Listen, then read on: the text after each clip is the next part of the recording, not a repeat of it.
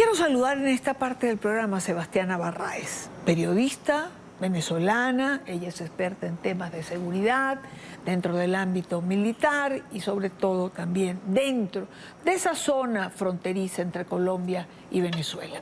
Sebastiana, bienvenida en ETN 24. Gracias a ti, Dania. Un saludo para ti y la audiencia.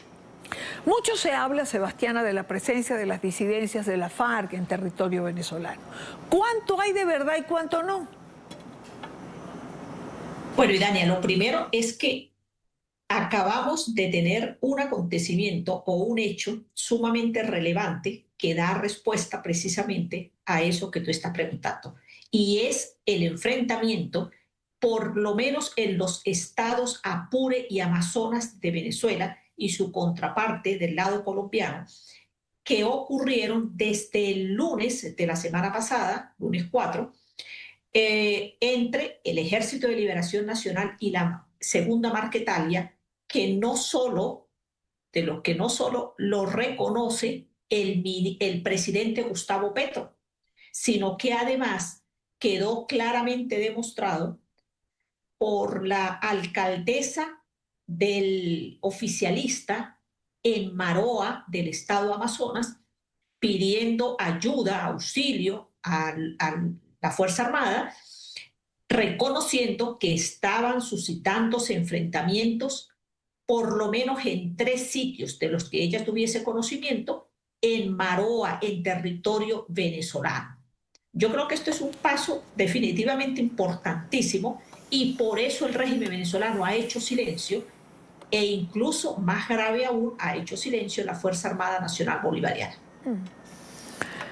¿Cómo se ubican dentro de la geografía venezolana, Sebastiana? Las disidencias de la FARC o la Segunda Marquetalia, el ELN. No, ellos hasta el lunes de la semana pasada venían funcionando en una especie de acuerdo por repartiéndose parte del territorio. Te pongo un ejemplo. En zonas adyacentes a la famosa población del Orza, pues el Ejército de Liberación Nacional tenía control de una parte del territorio y la otra parte la tenía la Segunda Marquetalia. Pero ellos funcionaban allí con una especie de acuerdo de no agresión, un pacto de no agresión. Eso cambió y entendemos que cambió, según las informaciones recibidas hemos visto en medios de Colombia, que es porque el ELN pues hizo que la Segunda Marquetalia perdiera un cargamento del narcotráfico. Pero lo que sí es cierto es que venían funcionando tanto en el estado Apure como en el estado Amazonas, venía funcionando igualmente la Segunda Marquetalia y en una parte del Ejército de Liberación Nacional. Entendemos que, digamos, esta especie de pacto se rompe por lo que está señalando. Ahora, se había conocido en la investigación, en lo que se ha hecho público en Colombia, en el caso del senador Uribe, que las FARC, de alguna manera, pudiesen estar implicadas. ¿Qué se dice del otro lado de la frontera? ¿Qué piensan los militares venezolanos? A ver, es que del lado venezolano, obviamente que impactó lo sucedido con Miguel Uribe, obviamente que impactó muchísimo. Primero porque, bueno, es este tipo de acciones contra un candidato presidencial, pues la verdad es que hace mucho ruido, sobre todo por la juventud y el impulso que él tenía y la identificación con Venezuela. Pero ya sobre propiamente los actores de este hecho, pues no se había mencionado nada hasta que ocurre este enfrentamiento de la semana pasada, donde el ELN da de baja a alias Zarco, que es la persona señalada por haber supuestamente preparado este atentado contra Miguel Uribe. Ahora, dentro de militares, dentro de la institución que funciona en las zonas de frontera, este no era un tema tan relevante, sino a partir de la semana pasada. ¿Por qué? Porque alias Zarco Hay gente, por ejemplo, de el Orza, y recurro a mencionar a esta población porque muchas personas de este municipio, Rómulo Gallegos, manifestaron que alias Zarco era ampliamente conocido en la zona. De hecho, había vivido en esta población hace años, desde hace años. Sebastiana, ¿por qué Maduro permite la presencia de ambos grupos en Venezuela? Tanto de la Segunda Marquetalia como del Ejército de Liberación Nacional. Especulaciones hay y se ha señalado que de alguna manera esto ocurre porque pudiese ser o pudiese ser utilizado por Maduro como un ejército de choque si en algún momento se produjeran, perdón, acciones contra él. Sí, sin duda alguna. Yo creo que esa es la verdadera razón por la que Nicolás Maduro creó una alianza tan fuerte con el Ejército de Liberación Nacional, que incluso en algunos casos ha funcionado conjuntamente en operaciones con el ejército venezolano. Y por eso, desde el momento en el que Petro anunció que iba a lograr un acuerdo de paz con el ELN, antes de su llegada al gobierno y después que recientemente había ocupado el cargo, nosotros estábamos seguros en Venezuela que eso no iba a suceder, porque para eso Petro tendría que enfrentar a Nicolás Maduro, y la relación que Nicolás Maduro tiene con el Ejército de Liberación Nacional. Y Dania, nunca en Venezuela el Ejército de Liberación Nacional llegó a tener poder como lo tiene ahora. Nunca hubo tantos militantes, tantos combatientes de esta organización guerrillera como lo hay hoy en día en territorio venezolano. Controlan zonas del oro en el estado Bolívar y en Amazonas. O sea, el ELN ha crecido de manera impresionante en territorio venezolano, y ellos no iban a renunciar a eso haciendo un acuerdo de paz con Petro. Esto es absolutamente conocido por la inteligencia colombiana, por el gobierno de Gustavo Petro, por supuesto.